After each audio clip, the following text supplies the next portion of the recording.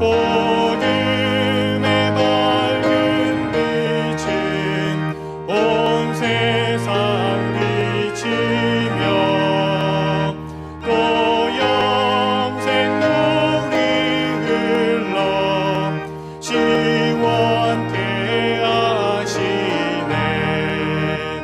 이 주의 지킴으로 새 은혜 입어서 영원히 쉬는 곳에 나 올라갑시다.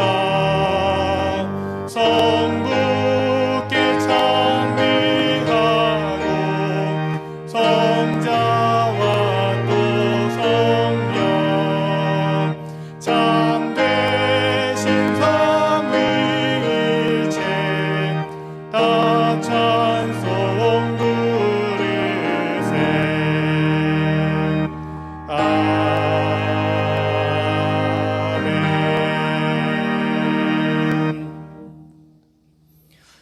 여호와는 나의 목자시니 그가 나를 푸른 풀밭에 누이시며 내 영혼을 소생시키시고 내가 사망의 음침한 골짜기로 다닐지라도 해를 두려워하지 않을 것은 주의 주께서 내 원수의 목전에서 내게 상을 차려 주시고 내 평생의 선하심과 인자하심이 반드시 나를 따르리니. 아멘. 사도신경으로 우리 믿음의 고백을 올려드립니다. 전능하사 천지를 만드신 하나님 아버지를 내가 믿사오며 그 외아들 우리 주 예수 그리스도를 믿사오니 이는 성령으로 잉태하사 동정녀 마리아에게 나시고 본디오 빌라도에게 고난을 받으사 십자가에 못 박혀 죽으시고 장사한 지 사흘 만에 죽은 자 가운데서 다시 살아나시며 하늘에 오르사 전능하신 하나님 우편에 앉아 계시다가 저리로서 산자와 죽은 자를 심판하러 오시리라. 성령을 믿사오며 거룩한 공회와 성도가 서로 교통하는 것과 죄를 사하여 주시는 것과 몸이 다시 사는 것과 영원히 사는 것을 믿사옵나이다. 아멘. 성부 성자와 성령 찬송과 영광 돌려보내세. 대초로 지금까지 또 영원 무궁토록 성삼위께 영광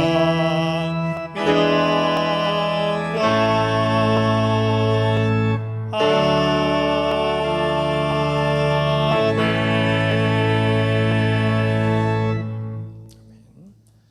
자리에 앉으시기 바랍니다. 오늘도 거룩하고 복된 주님의 날에 예배의 자리에 나오신 여러분 한 분 한 분 또 주님의 이름으로 축복하고 또 사랑하고 환영합니다. 내일이 메모리얼 데이죠. 메모리얼 위켄드, 롱 위켄드를 우리가 지금 보내고 있는데 지난해는 팬데믹 때문에 우리가 예배당에 모이지 못했고 해마다 이 메모리얼 위켄드에는 많은 분들이 또 외부로 많이 나가시게 되는데 올해는 오히려 더 많은 분들이 오신 것 같아요. 네, 환영할 분들이 좀 계실 것 같은데 우리 오영호 성도님 아드님이 우리 한국에서 방문하셨습니다. 민영웅 형제님이신데 앞에 계시죠? 네, 환영합니다. 축복합니다. 네. 네, 아마 어머니를 돕기 위해서 잠시 동안 우리 방문하신 것 같습니다. 우리 머무시는 동안에 또 귀한 교제와 나눔이 있었으면 좋겠고요. 보니까 우리 조경자 권사님이 계속 밖에서 예배 전부터 기다리셨는데 이제 오셨네. 우리 박희선 집사님 또 이계홍 집사님 또 가정 귀한 자녀들 같이 본토에서 잠깐 방문하셨는데 잠깐 일어나시겠어요? 환영합니다. 축복합니다. 네. 우리 조경자 권사님 늘 조카처럼 이렇게 조카처럼 생각하시고 대해주셨는데, 저도 개인적으로 친분이 있는 가정인데 이렇게 또 오랜만에 뵈니까 참 감사합니다. 제가 아이들 이름이 태아밖에 기억이 안 나요. 둘째, 셋째가 기억이 안 나는데 다 많이 컸네요. 반갑습니다. 여기 지금 예배 나오진 않았지만 우리 임현준 집사님, 우리 한국에서 1년 동안 지금 근무를 하고 있는데 잠시 휴가 맡아서 방문을 했습니다. 지금 아이들과 함께 예배를 드리고 있는데 또 환영해 주시고 또 축복해 주시면 좋겠습니다. 한번 우리 서로 이렇게 좀 둘러보시면서 인사 나누면 어떨까요? 환영합니다. 축복합니다. 사랑합니다. 예. 감사합니다. 예. 교회 소식을 나누도록 하겠습니다. 오늘 예배 참석하신 모든 분들 다시 한번 축복하고요. 우리 영상으로 가정에서 예배 드리시는 분들도 축복하고 또 환영합니다. 대면 예배 가이드라인 여러분 잘 지켜주셨는데 지금까지 앞으로 이제 곧 또 일상으로 돌아오게 될 날이 얼마 남지 않은 것 같지만 우리 그때까지 계속 더 조심해 주시고 또 협력해 주시면 더 안전하게 예배를 드릴 수 있을 것입니다. 혹 예배를 돕는 일에 섬기고자 원하시는 분들은 예배부장님께 말씀해 주시면 우리 함께 예배를 돕는 일에 섬길 수 있는 시간을 갖도록 하겠습니다. 지난주에 성가대 모임을 했어요. 오랜만에 성가대 모임을 했는데 그래서 앞으로 저희가 이제 특별 찬양을 지금 한 분 혹은 두 분, 서너 분이 이렇게 드리고 있지만 이제 앞으로 성가대가 다시 서려고 합니다. 전체가 다 서는 것은 어려울 것 같고요. 그래서 아마 A팀, B팀 나누어서 두 그룹은 나누어서 성가대가 이제 앞으로 서게 될 것 같습니다. 오늘 성가대 A팀인가요? A팀 연습이 있다고 하니까요. 예배 후에 예배당에서 연습을 하신다고 하니까 우리 성가대 여러분들 기억하시고 참여해 주시기를 바랍니다. 한글학교가 어저께 시작됐습니다. 여름학기 시작됐는데 우리 8주 동안 수업을 하게 됩니다. 우리 자세한 문의는 우리 저에게 하셔도 좋고 이미숙 집사님 혹은 임숙현 집사님께 문의하시면 되겠습니다. 하모니카 클래스를 오픈을 합니다. 주로 영어부에서 주관을 하는데 데이비 목사님께서 인도를 하십니다. 우리 관심 있으신 분들은 데이비 목사님께 말씀하셔도 좋고 저에게 말씀해 주시길 바랍니다. 6월 11일부터 시작하는데요. 매주 금요일 10시에 모임을 갖습니다. 그래서 젊은 가정 모임을 오늘 오후에 좀 가지려고 합니다. 특별한 것은 아니고 그동안 새로운 젊은 가정들이 좀 오셨는데 서로 교제하고 만날 수 있는 시간들이 좀 없어서 오늘 오후 시간에 좀 젊은 가정들 초청해서 같이 인사도 나누고 또 교제하려고 하는 시간을 가지려고 합니다. 여러분 또 기도해 주시고 젊은 가정이라고 해서 나이가 젊은 것이 마음이 젊은 거 이런 건 아닙니다. 그러니까 여러분 모두 다 젊은 분들이시지만 특별히 좀 이렇게 아이들 자녀들이 비슷한 또래인 자녀들이 함께 좀 모여서 교제하려고 합니다. 여러분 그렇게 협력해 주시면 감사하겠고요. 여러 가지 주정부 방역 지침들이 완화가 되는 가운데 있습니다. 하지만 실내에서는 아직도 마스크 착용이 의무화되어 있기 때문에 여러분 또 지켜주시기를 바랍니다. 여러 가지 어려운 때에 또 우리가 서로를 돌보면서 또 서로 기도하고 격려하고 또 힘이 되어주는 그런 우리 올리브교회 모든 믿음의 공동체 또 식구들 되었으면 좋겠습니다. 오늘 애차는 우리 김영 집사님 가정에서 섬겨주셨고요. 우리 재단미화는 김옥기 원사님 가정에서 섬겨주셨습니다. 감사를 드립니다. 이 시간 기도하실 때 우리 김영 집사님께서 대표 기도 인도해 주시겠습니다.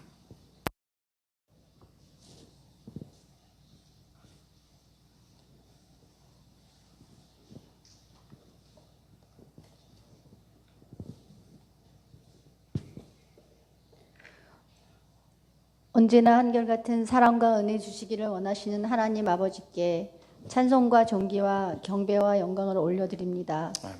오늘도 귀한 주님의 새날을 허락하여 주시고 주님의 전에서 구원받고 예배드리게 하시니 감사함으로 힘써 여호와 알기를 원합니다. 아멘.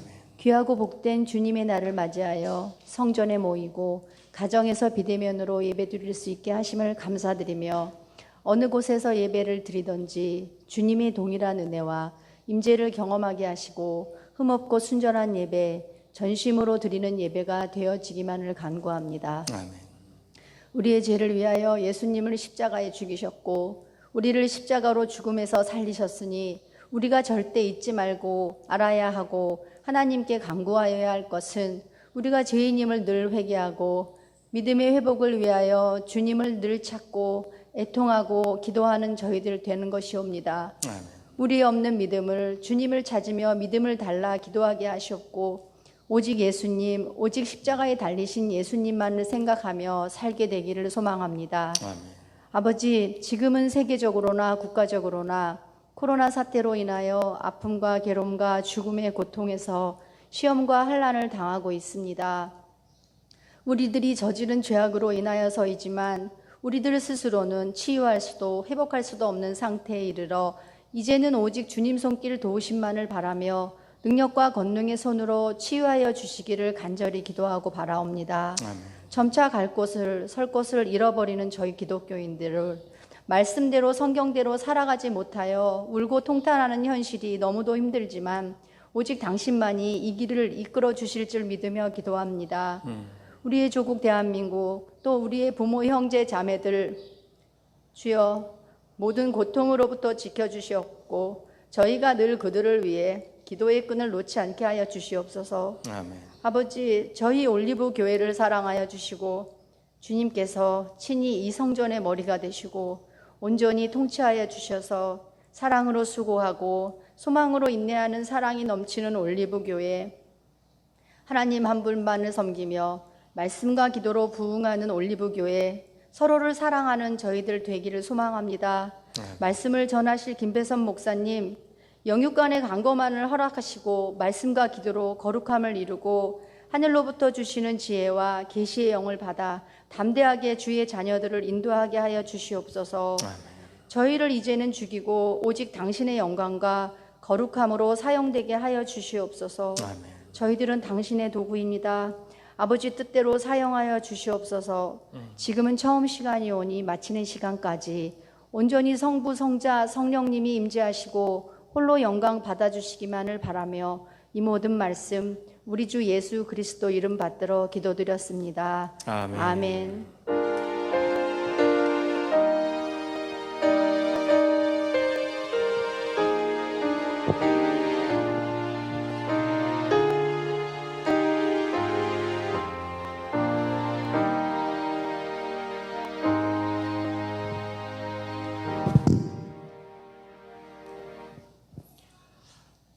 오늘 우리에게 주실 하나님의 말씀은 베드로전서 2장 9절과 10절 말씀입니다. 베드로전서 2장 9절 10절 말씀, 우리 하나님의 말씀을 읽도록 하겠습니다.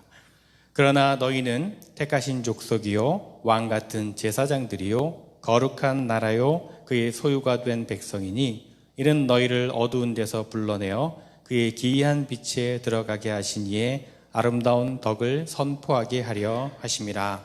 너희가 전에는 백성이 아니더니 이제는 하나님의 백성이요 전에는 긍휼을 얻지 못하였더니 이제는 긍휼을 얻은 자니라. 아멘. 이 시간에는 특별 찬양 우리 고민수 권사님 또 손길재 집사님께서 순례자의 노래 귀한 찬양 하나님께 올려드리도록 하겠습니다.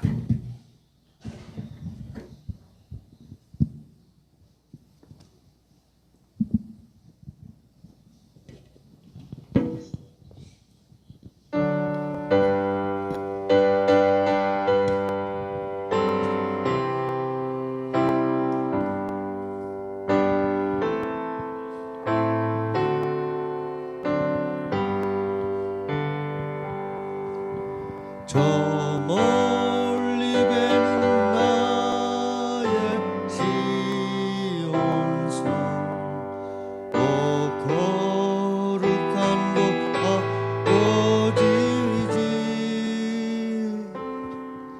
내 사모하는 집에 가고자 한밤을 세웠네.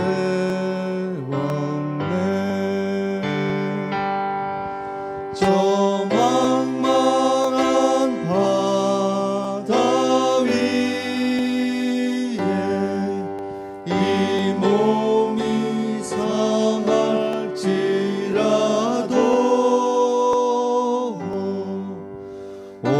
오늘은 이곳 내일은 저곳 주 복음 전하리.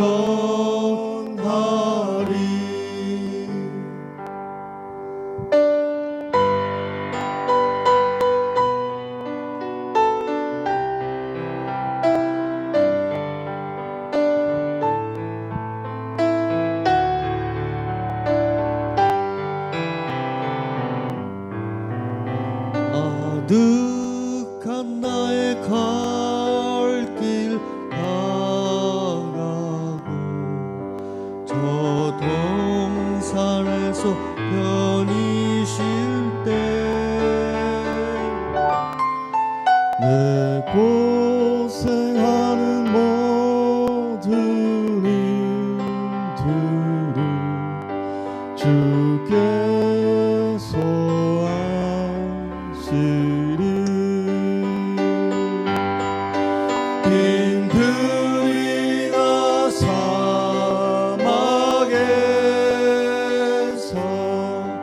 이 몸이 고날지라도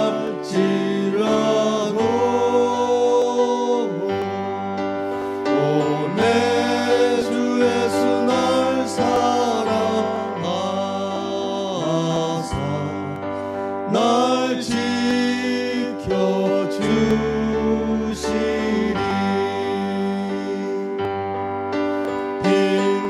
빈들이나 사막에서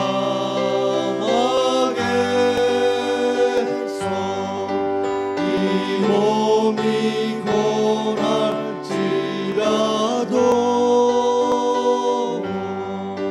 오 내 주 예수 날 사랑하사 날 지켜주시리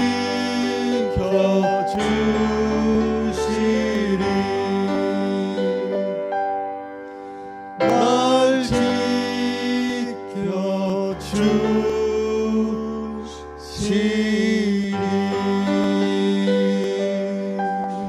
아멘.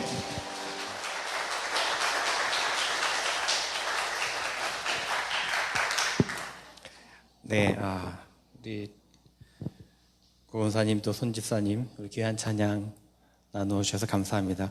예전에 참 은혜 많이 받았던 찬양인데 이렇게 두 분의 목소리를 통해서 들으니까 더 큰 은혜가 또 감동이 되는 것 같습니다. 제가 살짝 뒤에서 화음을 넣었는데 들리셨나요? 예, 두 분이 도와달라고 해서 제가 살짝 뒤에서 후렴만 화음을 좀 넣었는데 안 들으셨으면 뭐 괜찮고요. 들으셨다면 네. 감사합니다. 사실은 이 시간이 성가대 찬양 시간이잖아요. 저희가 이제 앞으로 성가대가 연습을 하면 또 성가대에서 이 시간을 통해서 하나님께 찬양을 드리고 이제 특별 찬양 원하시는 분들은 계속해서 우리 봉헌 시간에 나눌 수 있으니까 여러분 성가대가 쓰니까 이제 특별 찬양 이제 안 해도 되나? 이게 아니고요. 여러분 언제든지 여러분 하실 수 있으시니까 말씀해 주시면 되겠습니다. 지난 한 1년여 동안에 저희가 팬데믹으로 인해서 우리 삶에 많은 변화들이 있었습니다. 이제는 이런 변화들이 새로운 일상으로 자리를 잡은 것 같기도 하고요. 처음에는 굉장히 불편한 것도 있었지만 또 유익하게 된 습관들도 있을 것입니다. 위생이나 건강관리 습관은 앞으로도 계속 유지가 되면 좋은 습관들일 것 같습니다. 이 마스크를 쓰는 습관은요, 아마도 지난 1년 동안의 습관 가운데 가장 보편화된 것이 아닐까 생각을 합니다. 저는 개인적으로 마스크를 계속 썼으면 좋겠다는 생각을 합니다. 꼭 방역이나 또 위생 때문만은 아니고요. 마스크를 쓰니까 인물이 좀 살더라고요. 여러분 그렇게 생각 안 하시나요? 예. 주변에 보면 마스크 쓰신 분들이 안 쓴 것보다 쓴 게 훨씬 더 인물이 낫다는 분들이 많습니다. 예. 또 마스크를 쓰면 화장도 안 해도 되고 입냄새도 커버할 수 있고 공감하는 분들이 많이 계실 겁니다. 이제 우리가 야외에서는 아마 마스크를 쓰지 않아도 된다라고 이제 발표가 됐죠. 또 칠레에서는 아직은 마스크 착용이 의무화되지만 아마도 머지않아 이제 완화가 될 것으로 또 기대가 됩니다. 그래서 마스크를 다 또 벗고 예배를 드릴 날에 기대가 되면서도 또 한편으로는 걱정도 됩니다. 마스크를 쓴 모습에 이렇게 익숙해져 있다가 마스크를 딱 벗고 서로 못 알아보면 어떡하나 그런 걱정이 되기도 합니다. 그런 일은 없겠죠. 이렇게 마스크라고 하는 것은 자신을 보호해주고 또 감추어주기도 합니다. 마스크를 한국말로 이렇게 단어 그대로 번역을 하면 가면이라는 말이 되죠. 가면. 사실 인간은요, 누구나 다 가면을 쓰고 있습니다. 인간은 가면을 쓰는 존재라고 합니다. 그래서 인격이라고 하는 영어 단어 person 혹은 personnel이라고 하는 말은요, 가면이라고 하는 헬라어 단어 페르조나에서 유래된 말입니다. 왜 가면을 쓰는 것입니까? 심리학자들은요, 대상관계 이론을 제시합니다. 내 주변에 있는 사람들이 나에게 기대하는 그 기대치에 부응을 해야 한다는 생각 때문에 가면을 쓰게 된다는 겁니다. 나는 할 수 없지만, 나는 하기 싫지만 주변 사람들의 어떤 기대와 또 그 기대에 부응하기 위해서 가면을 쓰기 시작한다는 거죠. 속에서는 울고 있어도 겉에서는 웃는 겁니다. 속에서는 진짜 싫은데 겉으로는 좋아하는 겁니다. 가면을 쓴 겁니다. 가기 싫어도 가야 합니다. 하기 싫어도 해야 합니다. 가면을 쓰는 거죠. 진정한 나를 감추게 되는 겁니다. 직장 생활을 위해서 가면을 씁니다. 친구를 만나기 위해서 또 가면을 씁니다. 이웃과 만나기 위해서 가면을 씁니다. 사회적인 관계가 다양해질수록 가면도 다양해집니다. 한 심리학자가 조사를 했습니다. 사람이 몇 개의 가면을 쓰고 있는지 평균적으로 6개, 7개의 가면을 쓰고 있다라고 얘기합니다. 어쩌면 여러분들 이 예배 가운데 지금 나오시면서 지금 쓰고 있는 방역을 위한 마스크 말고 예배 참석용 가면을 쓰고 있지는 않은가 그런 생각을 해보게 됩니다. 마음이 없이 교회 가면서 가면을 씁니다. 착한 성도의 가면, 경건한 직분자의 가면, 이런 가면을 쓰고 오셨는지 모르겠습니다. 한번 우리 옆에 계신 분하고 이렇게 인사해 볼까요? 가면이 참 잘 어울리시는군요. 한번 그렇게 인사해 볼까요? 가면이 참 잘 어울리십니다. 예. 마스크 이야기가 좀 길어졌는데요. 오늘은요, 가면을 쓴 내가 아니라 진정한 나의 모습은 과연 무엇인지, 나는 어떤 존재인지 한번 말씀을 통해 좀 살펴보려고 합니다. 말하기는 여러 가지 삶의 어려운 가운데서 위축되어 있는 분들, 오늘 말씀을 통해서 위로를 얻고 또 힘을 얻는 시간이 되었으면 좋겠습니다. 여러분, 우리가 인생을 살아가면서 중요한 것 가운데 하나는 자기 자신을 어떻게 바라보느냐 하는 것입니다. 소위 자아인식이라고 하는 것을 어떻게 가지는가에 따라서 행복한 삶을 살기도 하고 또 불행한 삶을 살기도 한다라고 말할 수 있을 것입니다. 어떤 사람이 스스로 자기 자신을 나는 행복한 사람이다 라고 그렇게 생각하면 그는 늘 행복한 사람답게 살아갈 수가 있을 것입니다. 그러나 늘 다른 사람과 자기를 비교하면서 나는 불행한 사람이야 라고 생각하며 살아간다면 불행한 삶을 살아갈 수밖에 없을 것입니다. 잠언 23장 7절 말씀에 그 마음의 생각이 어떠하면 그의 사람됨도 그러하니라 라고 말씀합니다. 이 말씀은 사람이 마음으로 자기 자신을 어떻게 생각하느냐에 따라 그의 삶의 질이 결정된다는 것입니다. 내가 괜찮은 사람이라고 생각을 하면 나는 괜찮은 사람이고 나는 좀 모자라는 사람이라고 생각하면 모자라는 사람이 된다는 것입니다. 사람은 자기 생각에 지배를 당하고 삽니다. 그래서 내가 내 자신을 어떻게 생각하면서 살아가는가 하는 것이 중요합니다. 여러분, 자신을 너무 부끄럽고 부족하고 연약한 사람이라고 여기지 마시기를 바랍니다. 열등의식을 갖지 마시기를 바랍니다. 우리를 불행하게 하는 원인 중에 하나가 열등의식이 굉장히 큰 문제입니다. 다른 사람은 아무렇지도 않은데 자기가 스스로가 남들이 자기를 무시한다는 생각을 갖고 불안해하는 사람들이 있습니다. 그런 열등의식은 무익한 것입니다. 여러분은 모두가 이만하면 괜찮고 정말 쓸만한 사람들입니다. 여러분 한 분 한 분은 하나님의 작품입니다. 하나님의 사랑받는 존재들이십니다. 오늘 베드로전서의 말씀을 통해서 하나님께서는 우리를 어떻게 바라보시는지, 하나님께서는 우리를 어떻게 여겨주시는지 그 말씀을 좀 나누려고 합니다. 우리가 지난 몇 주 동안에 새벽 시간에 베드로전서의 말씀을 묵상했었는데요.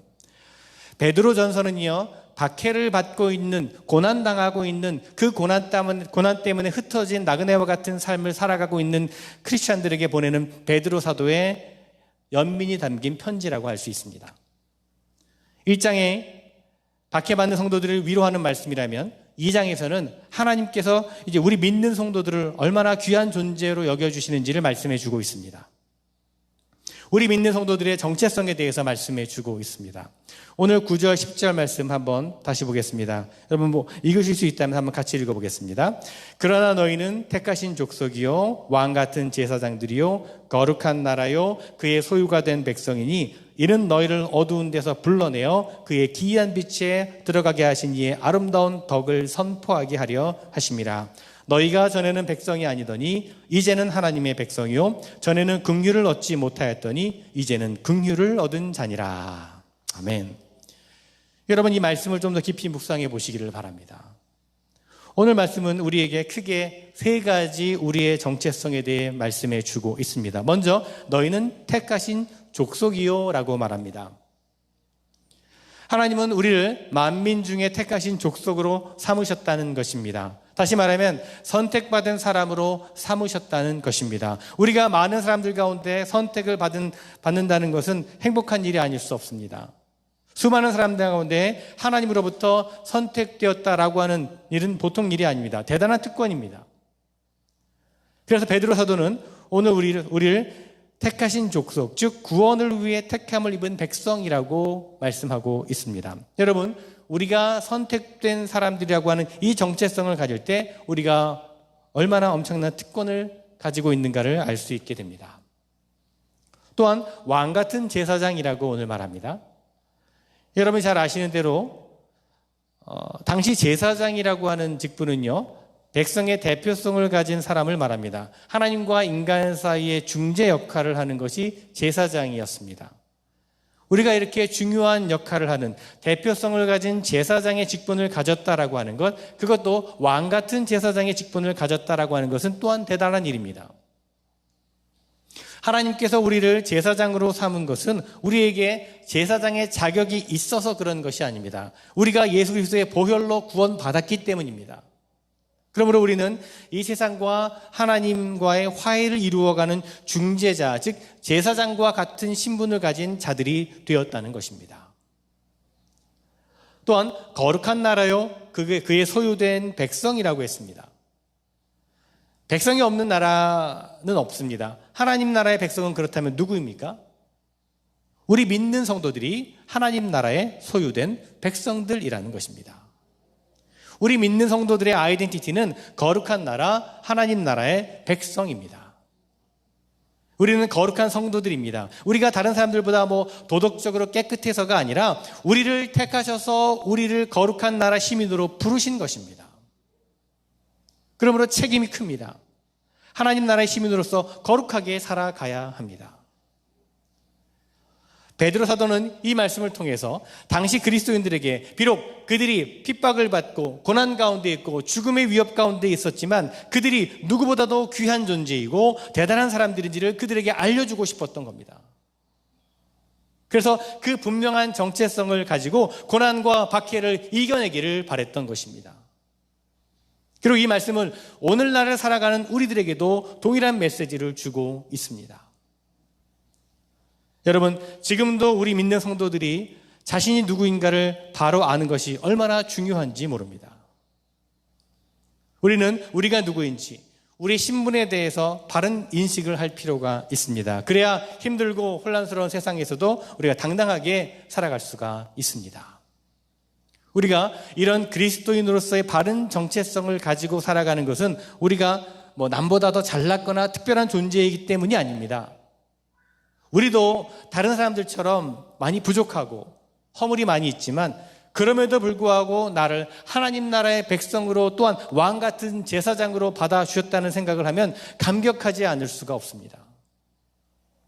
아무런 조건 없이 우리를 받아주셨다는 것은 은혜입니다.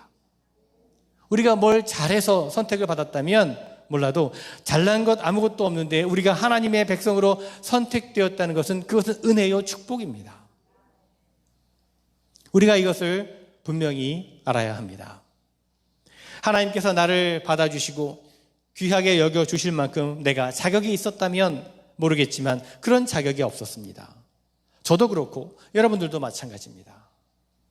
그런데 하나님께서 우리를 택하셔서 그의 소유된 백성으로 삼으셨고 거룩한 백성으로 삼으셨고 제사장이 되게 하셨다는 것은 특별한 은혜입니다.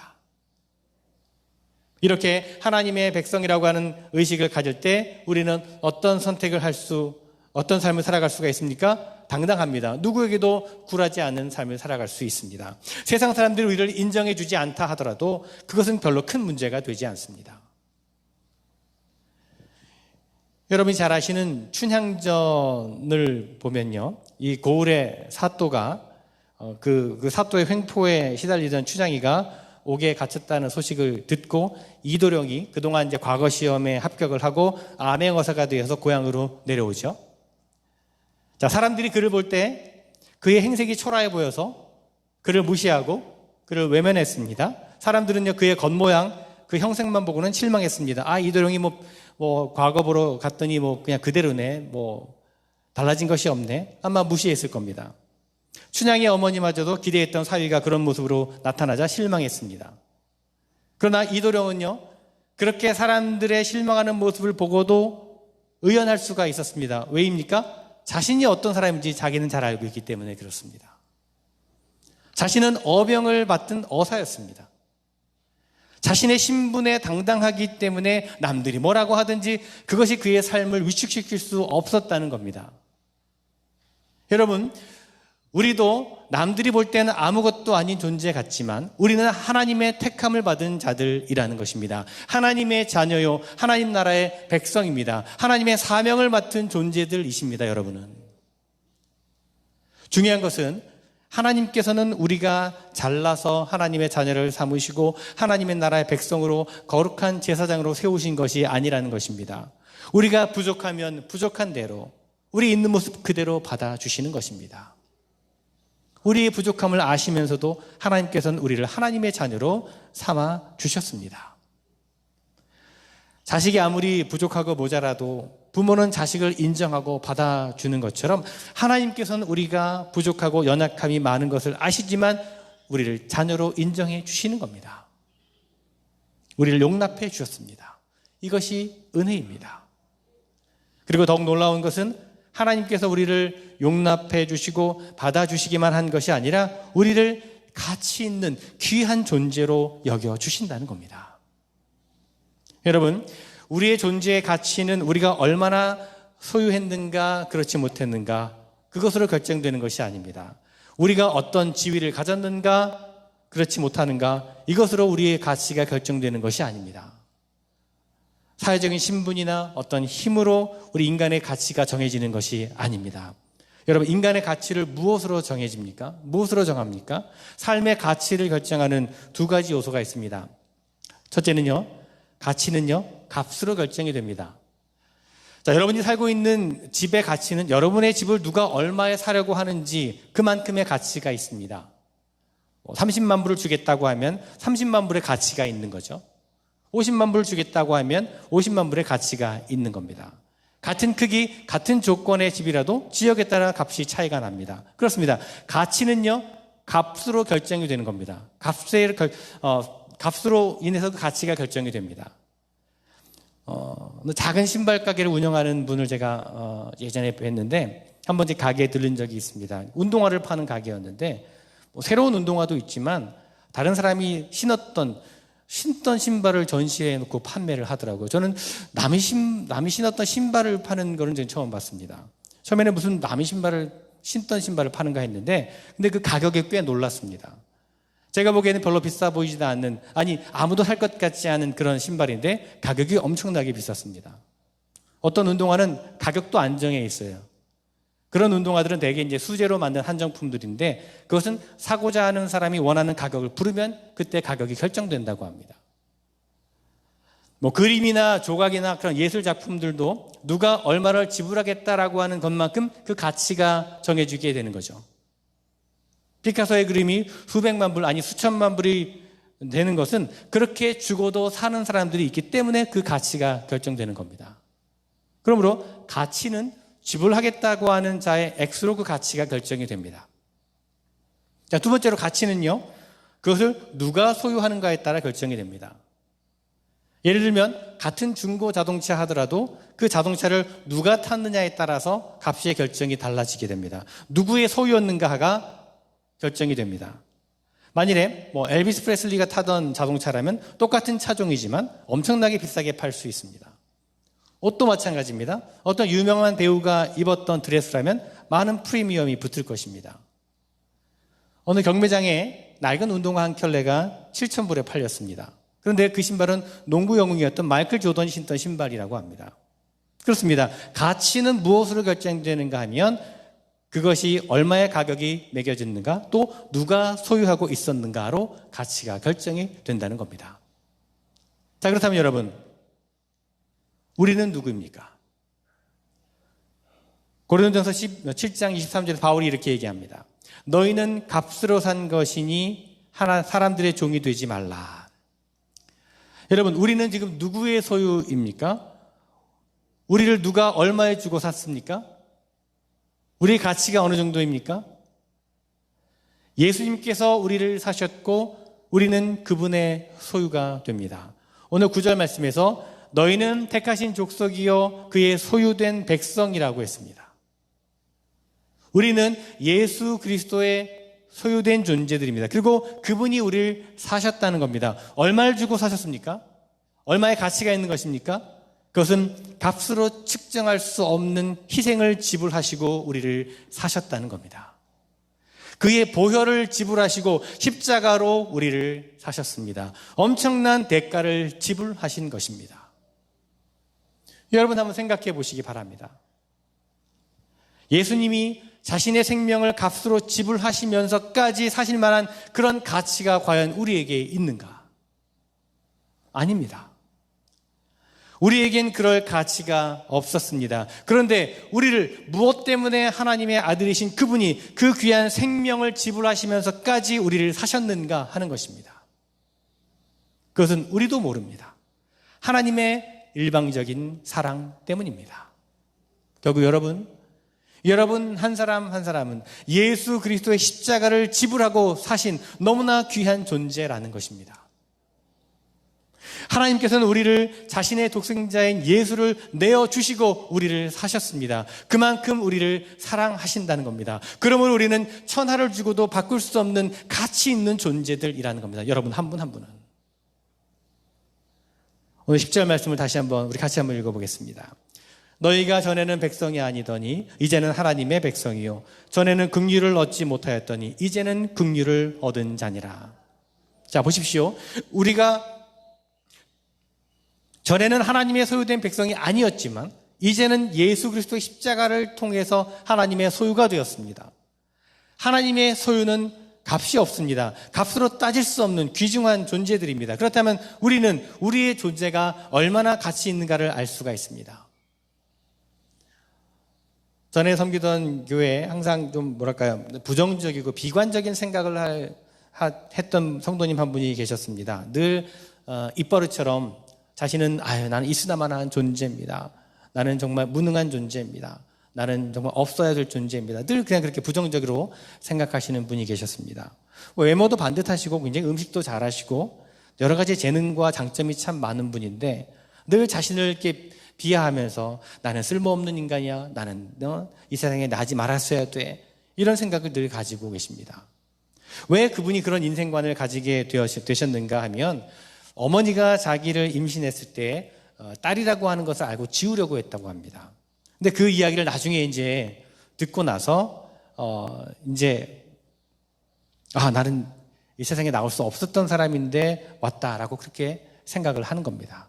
어릴 적부터 그런 생각이 자신을 지배해 왔다고 합니다. 나는 태어나지 말았어야 될 존재인데 그런 생각이 늘 자기의 삶을 지배했다는 겁니다. 나는 쓸모없는 존재라고, 있으나 마나한 존재라고. 그러니까 늘 자기 자신에 대한 자존감이 없었습니다. 교회에서 어떤 사역을 이제 부탁을 드리면 나는 못합니다. 늘 위축돼 있습니다. 그러다가 이분이 어느 영성 프로그램에 이제 참여하게 됐는데 거기서 하나님을 만나게 되고 하나님의 만져주심을 통해 회복을 경험하게 되었습니다. 찬양을 부르면서 당신은 하나님의 작품입니다. 당신은 사랑받기 위해 태어난 사람입니다. 이 찬양을 부르면서 참 은혜를 받고 자신의 존재에 대한 소중함을 다시금 깨닫게 되었다고 합니다. 결국 그분은 자기 자신이 얼마나 귀한 존재임을 다시 한번 깨닫고 그 이후에 지금은 열심히 신앙생활을 하면서 성격도 밝아지고 이전과는 다른 삶을 살고 있다는 고백을 들은 적이 있습니다.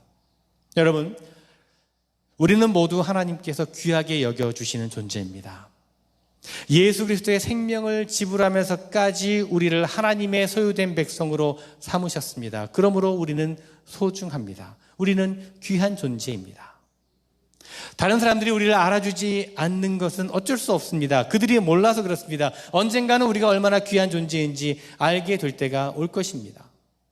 여러분, 우리가 살아가면서 내가 누구인가, 내가 어떤 존재인가를 깨닫는 것은 참 중요하다고 말씀을 드렸습니다. 우리는 다른 사람들이 우리를 볼 때 평범한 사람들이라고 여길지 모르겠습니다. 그러나 여러분은요, 여러분 한 분 한 분은요, 보통 분들이 아닙니다. 보통 사람들이 아닙니다. 우리는 하나님의 택하신 족속이요, 왕 같은 제사장들이요, 거룩한 나라요, 그분의 소유된 백성들입니다. 우리의 이런 정체성을 여러분 깨닫게 되면 열등의식에서 비굴하지 않게 될 것입니다. 그러면 여러분 절대로 위축되거나 의기소침하시 마시기를 바랍니다. 구원받은 하나님의 백성답게 당당하게 살아가시기를 바랍니다. 다른 사람들이 알아주지 않는다 할지라도 여러분 개의치 마시기 바랍니다. 그리고 중요한 것은 우리에게 하나님의 백성답게 살아야 할 책임이 있다는 것입니다. 정말 하나님의 백성으로 당당한 자존심을 갖고 살아간다는 것은 행동으로, 삶으로 보여주면서 살아야 된다는 겁니다. 오늘 9절 말씀에 이는 너희를 어두운 데서 불러내어 그의 기이한 빛에 들어가게 하신 자의 아름다운 덕을 선포하게 하려 하심이라 라고 말씀합니다. 여기에 중요한 우리의 책임과 의무가 있습니다. 어두운 데서 우리를 불러내시고 그의 기이한 빛에 들어가게 하신 자, 다시 말하면 이 세상 가운데서 우리를 불러내시고 하나님의 빛의 나라 백성으로 살게 된 우리 성도들이 어떻게 살아가야 하면 우리를 부르신 그 부르심에 합당한 그 아름다운 자의 덕을 선포하며 살아가야 한다는 겁니다. 무슨 말씀입니까? 빛의 자녀답게 하나님의 나라의 백성답게 신분이 바뀌었으면 그 하나님 나라의 백성이라는 특권만을 주장하는 것이 아니라 하나님 나라의 백성답게 아름다운 덕을 이루어가며 살아가야 한다는 것입니다. 다시 말하면 복음에 합당한 자의 삶을 살아가야 한다는 것입니다. 여러분, 다시 한번 말씀드립니다. 여러분은 참으로 귀한 존재들이십니다. 하나님께서 여러분을 택하시고 왕같은 제사장으로 부르셨을 뿐만 아니라 그의 소유된 나라로 그리고 그의 백성으로 여러분을 불러주셨습니다. 이제 그 부르신 하나님의 뜻을 따라 바르게 살아가야 할 것입니다. 빛의 나라의 자녀답게 살아가야 합니다. 누구보다 바르고 또 정직하게 또 감사하며 또 주님의 일에 또 최선을 다하며 헌신하며 살아가야 할 것입니다. 우리 한번 옆 사람에게 그렇게 한번 인사했으면 좋겠습니다. 당신은 대단한 사람입니다. 한번 그렇게 인사해 볼까요? 당신 대단한 사람입니다. 예. 당신은 특별한 존재입니다. 특별한 존재입니다. 네. 예, 맞습니다. 그러니까 인사말이 아니라 정말 그렇습니다, 여러분. 그렇게 여러분 우리가 정말 어떤 존재인지 다시 한번 깨닫고 당당하게 그 부르심의 뜻에 합당한 삶을 살아가시는 여러분 모두가 되시기를 간절히 주님의 이름으로 축원을 드립니다. 기도하겠습니다. 하나님 감사합니다. 우리가 정말 어떤 존재인지, 우리가 얼마나 하나님께서 귀하게 여기시는 존재인지를 말씀을 통해 다시 한번 깨닫게 하시니 감사를 드립니다. 우리가 하나님의 자녀임을, 우리가 하나님 나라의 소유된 백성임을, 우리가 왕같은 제사장들임을, 예수 그리스도의 보혈의 값으로 사신 바 된 귀한 존재임을 우리가 늘 기억하며 그 존재에 합당한 삶을 살아갈 수 있는 저희들 모두가 되게 하여 주시옵소서. 어떤 어려움과 시련과 아픔이 있어도 우리의 존재됨을 기억하며 당당하게 담대하게 흔들리지 않는 삶을 살아가는 우리 모두가 되게 하여 주시옵소서. 성령께서 늘 도우시고 함께 하실 줄로 믿사오며 예수 그리스도의 이름으로 기도드리옵나이다. 아멘. 함께 찬송하시겠습니다.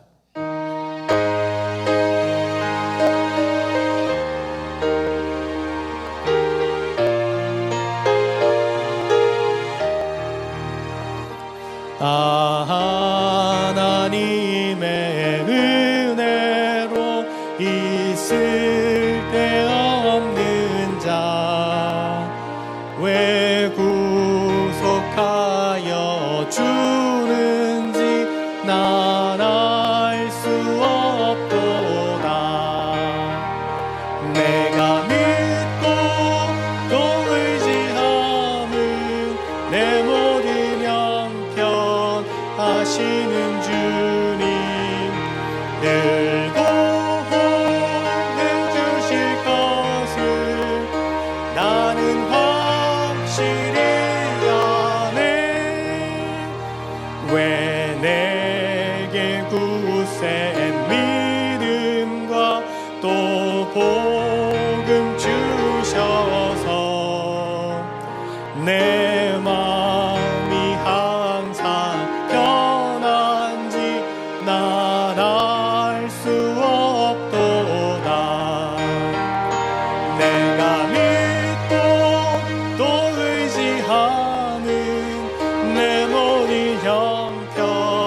하시는 주님 늘 보호해 주실 것을 나는 확실히 아네.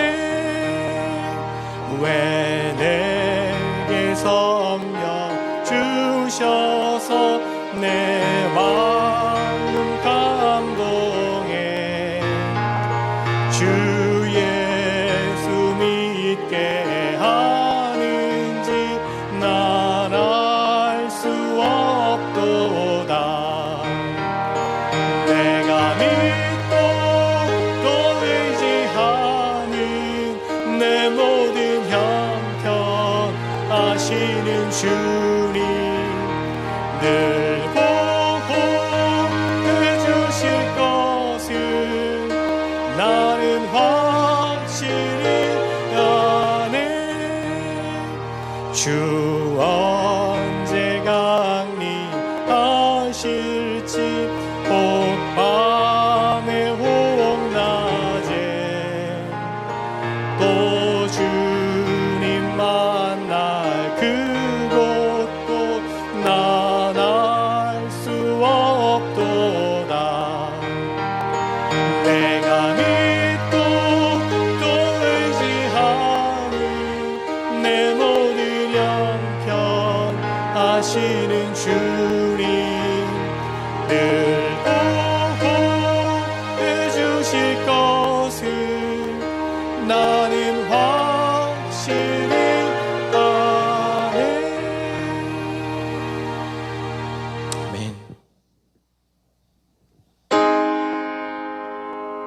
만복의 그 하나님 온데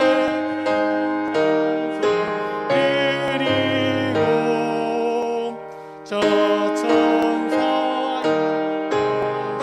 송하세 찬송상도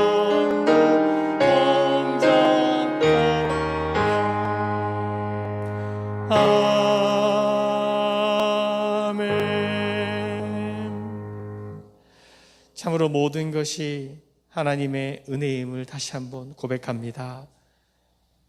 은혜를 받을 자격이 없음에도 불구하고 우리를 하나님의 자녀 삼아주시고 우리를 하나님 나라의 백성 삼아주시며 거룩한 존재로 여겨주시는 하나님의 은혜 다시 한번 감사를 드립니다. 그 은혜를 기억하며 감사하는 마음으로 우리의 마음을 담아 예물을 드리오니 기뻐 받아 주시옵소서. 드려진 모든 성도들의 삶 가운데 하나님께서 친히 개입하셔서 여러 가지 어려운 형편과 삶의 고난과 수고를 하나님께서 아시오니 더욱더 풍성한 은혜와 평강과 축복을 내려주시기를 원합니다. 참으로 늘 삶 가운데 감사와 기쁨의 고백이 넘치게 하시고 하나님의 은혜로 말미암는 그런 평강이 넘치는 삶의 자리가 되게 하여 주시옵소서. 여러 가지 간구함으로 드린 예물 있사오니 그 기도를 들으시고 응답하여 주시옵소서. 드려진 모든 예물이 하나님의 나라와 하나님의 사랑이 필요한 곳에 쓰여지는 예물 되게 하시며 예수 그리스도의 이름으로 기도드리옵나이다. 아멘.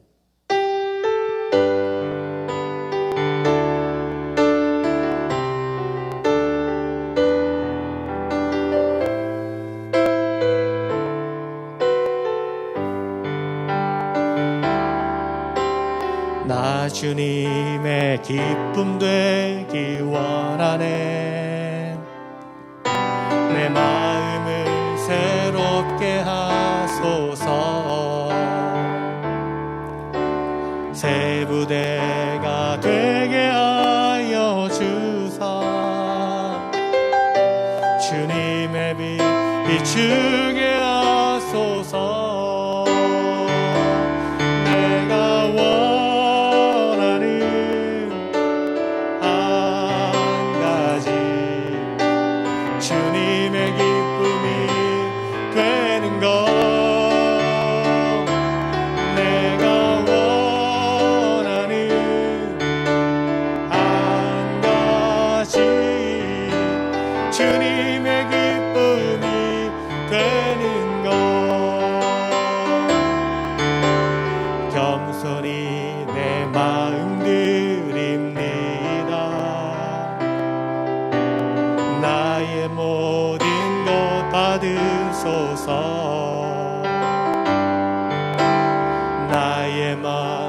굳게 씻어 주사 주의 길로 행하게 하소서. 내가 원하는 한 가지 주님의 기쁨이 되는 것. 내가 원하는 한 가지 주님의 기쁨이 되는 것. 주님의 기쁨, 주님의 기쁨이 되는 것.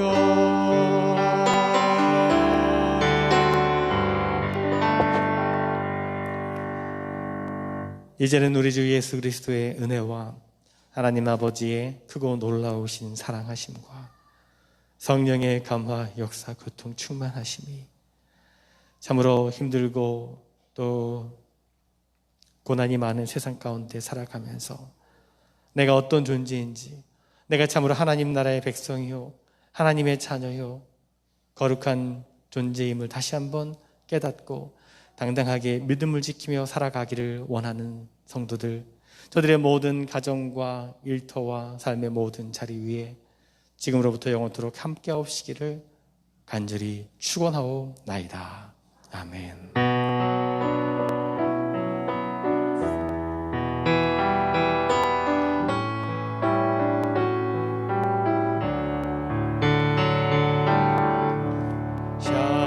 샬롬을 비네 친구여 샬롬 자비의 주님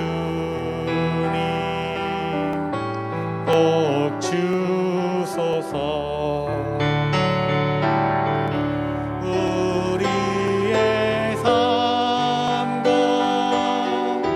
사랑을 통 주님은 평화, 주님은 평화, 주님은 여러분의 샬롬이십니다.